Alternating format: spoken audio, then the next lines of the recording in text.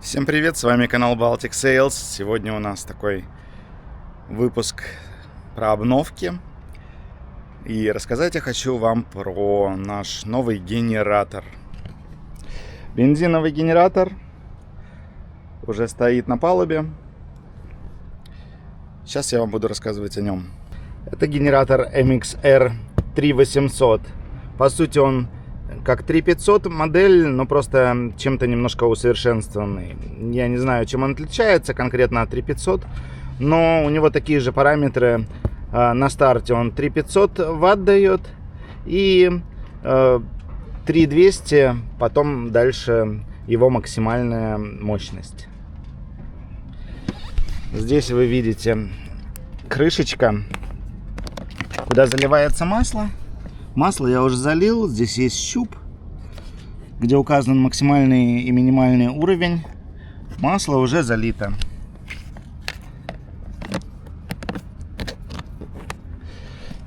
Дальше у нас есть крышечка для обслуживания свечи. Здесь видите, вот как раз свеча находится.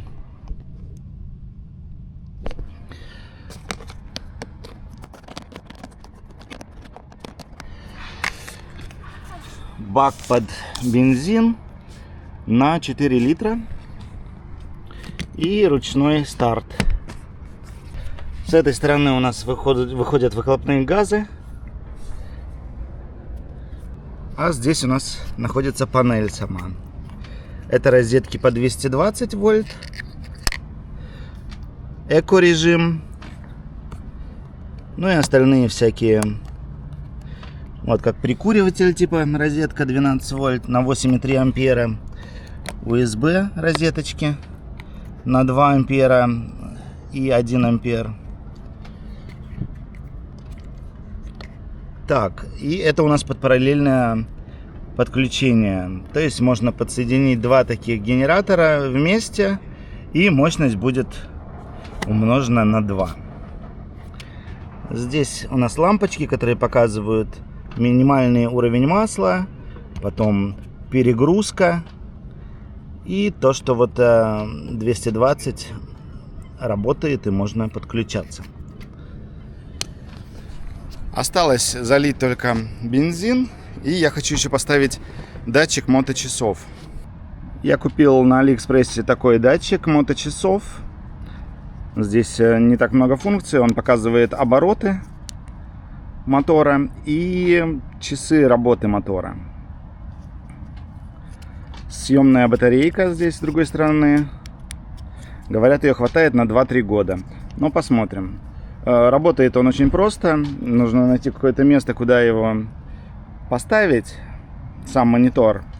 А вот этот вот кабель, конец кабеля, он обворачивается вокруг кабеля, который подключен к свечке зажигания. Здесь мне нужно сейчас отсоединить вот этот кабель от свечи зажигания. Но здесь такой кармашек.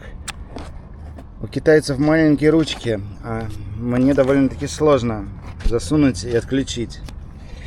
Я провел кабель вот здесь сюда в радиатор, куда заходит холодный воздух. И куда-то экран я поставлю либо сюда, либо, не знаю куда, либо сюда. Посмотрим. Может быть, вот сюда как раз хороший вариант. Ну и здесь просто вот будет такой провод. Да. Деть его больше некуда. Потому что остальные крышки все закрываются герметично. А здесь вот через радиатор, через вход забора воздуха будет вот у меня сюда кабель проходить. Дальше я его подвяжу здесь где-нибудь, где не нагревается ничего. И нужно обмотать вот как раз здесь. Проще всего обвязать кабель от датчика с этой стороны генератора, потому что здесь совсем не подлезть никуда. Так что я вытащил этот кабель и сейчас обкручу. Таким образом я накрутил кабель датчика, здесь завязав узел. Сейчас я еще такой вот стяжкой все это закреплю, чтобы от вибрации оно не развязалось и не отвалилось. Также я добавил изоленты. Ну и теперь просто перекидываю сюда кабель обратно и буду подключать свечу. Ну вот, свеча снова подсоединена. Дальше я такой вот клочок из этого провода собрал. Здесь тоже стяжечкой закрепил. Оставил, не стал обрезать, потому что, ну, пускай будет, неизвестно, когда пригодится. И может я передумаю и поставлю его потом в другое куда-то место. Что ж, теперь собираю все обратно и буду тогда заливать топливо и заводить. Все, бензин я залил. Теперь крышечку включаем в положение ON. И буду тогда заводить генератор. Сначала я впустую. Сейчас несколько раз дерну.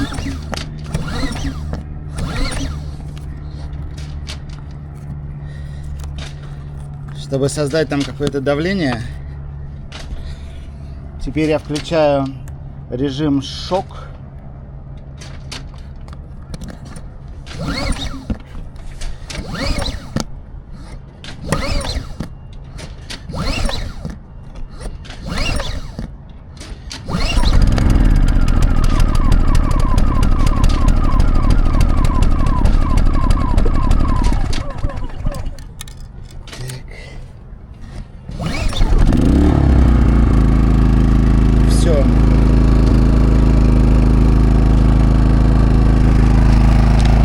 Завелся он в итоге на режиме Run с первого толчка.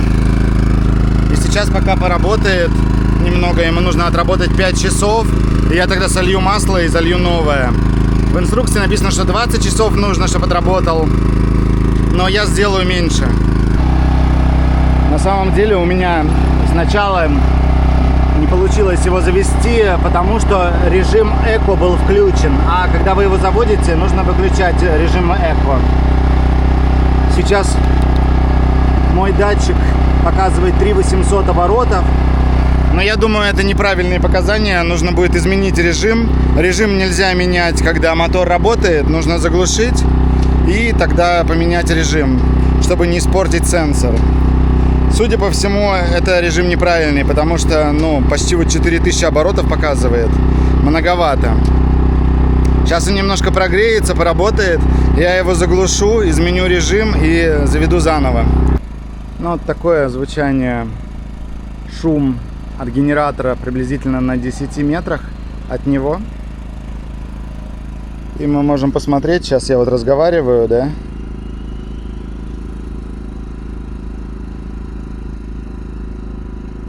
А если не разговариваю, то где-то 60 децибел на расстоянии 10 метров.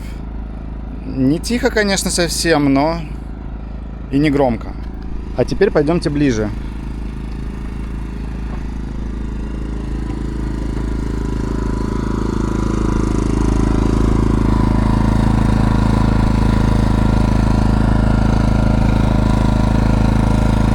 Это у нас 2 метра от него. 77 децибел. И если совсем подойдем вплотную, —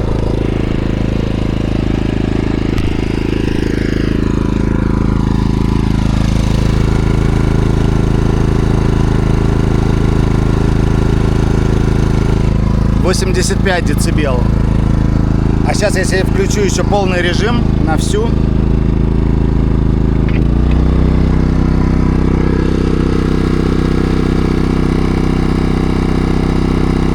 89 децибел.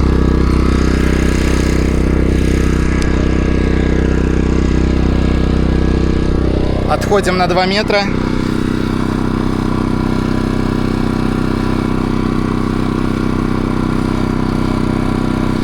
79 децибел. Теперь идем обратно на 10 метров. —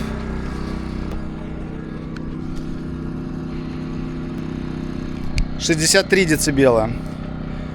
Достаточно тихо, некомфортно, конечно, но он не будет у нас постоянно работать, потому что мы не от него будем питаться. генератор у нас будет использоваться только для подзарядки лития. Когда солнца недостаточно и мы в минусе, можно включить генератор и зарядить до 100% наши аккумуляторы просто в открытом море в любом месте. В любой бухте, где захотим. Неважно, есть там марина, нет марины. Есть бензин, значит, мы можем дозарядиться. А теперь давайте посмотрим, что же нам положили в комплекте к данному генератору. Это у нас комплект для замены свечи, зажигания. Дальше у нас кабель, как вы видите, для параллельного подключения двух генераторов. Но он нам не понадобится, но пускай будет. Вряд ли мы будем еще второй покупать генератор. Места и так нет. Дальше у нас есть вот зарядка такая. Кабель для прикуривателя. И можно вот, например, на что-то накинуть клеммы. Есть сокет под 220. И здесь, это я уже использовал, поэтому там бумажка лежит. Трубочка для того, чтобы заливать масло. Она прям накручивается на горлышко. И заливаете сюда масло, не проливая ничего. Потом откручиваете, естественно, отсюда капает. Поэтому я бумажку и засунул. Что ж, будем продолжать тестировать данную модель генератора. Забыл, кстати, сказать, что в комплект еще входит вот такой замечательный чехол, который одевается сверху генератора, чтобы защитить его от дождя. В инструкции написано, что при дожде, естественно, он работать не может. Так что будем терпеть, если идет дождь, и когда дождь будет заканчиваться, можем тогда подзарядить аккумуляторы. Уже отработал 2 часа на холостом ходу. Теперь я его дозаправил полностью. И сейчас буду подключать питание от него, чтобы зарядить наш литий на 20%. Хочу посмотреть, как это быстро получится сделать. Ну и вот тахометр, этот прибор, я проверил по инструкции, настройки у меня правильные были, потому что этот генератор действительно 3800 оборотов дает, как в инструкции написано. Сейчас буду подключать нагрузку. Нагрузка подключена. Сейчас появится от земли, якобы, на лодке электричество 220 вольт. Ну вот, электричество на лодке есть. И теперь я включаю заряд лития до 100%. И сейчас литий будет по максимуму вытягивать мощность этого генератора.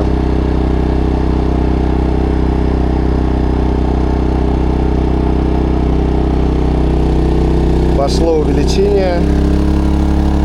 И генератор разгоняется тоже. —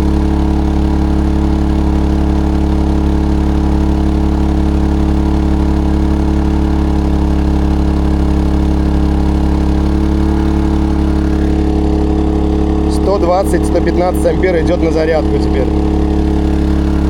Посмотрим, за сколько он зарядит 20% потерянных наших батареек. И сколько топлива израсходует тоже в таком максимально рабочем режиме. Как вы видите, сейчас 2000 ватт берет литий из генератора. У меня стоит ограничение на 12 ампер. Потому что во многих маринах не выдерживает, когда 16 ампер, поэтому так вот. Но я не меняю, потому что и нормально. 2000 ватт это совсем не на максимуме он работает, его максимум 3200. Так что, можно сказать, он трудится не в полную силу. Может быть, и топливо будет есть тоже не в полную силу. Что ж, мы зарядили 20% нашего лития. Объем общий у нас лития 1280 ампер-часов. И 20% зарядились данным генератором за 2 часа, грубо говоря, и 5 минут. Работает. Сейчас я посмотрю, сколько там топлива осталось. И тогда смогу прикинуть, сколько его потратилось приблизительно. Достаточно сложно определить, сколько топлива осталось, потому что никакого тут измерения нет. На глаз где-то, наверное, 3 литра израсходовалось за 2 часа и 5 минут. Он работал довольно-таки на высоких оборотах, потому что сосал из него литий хорошо.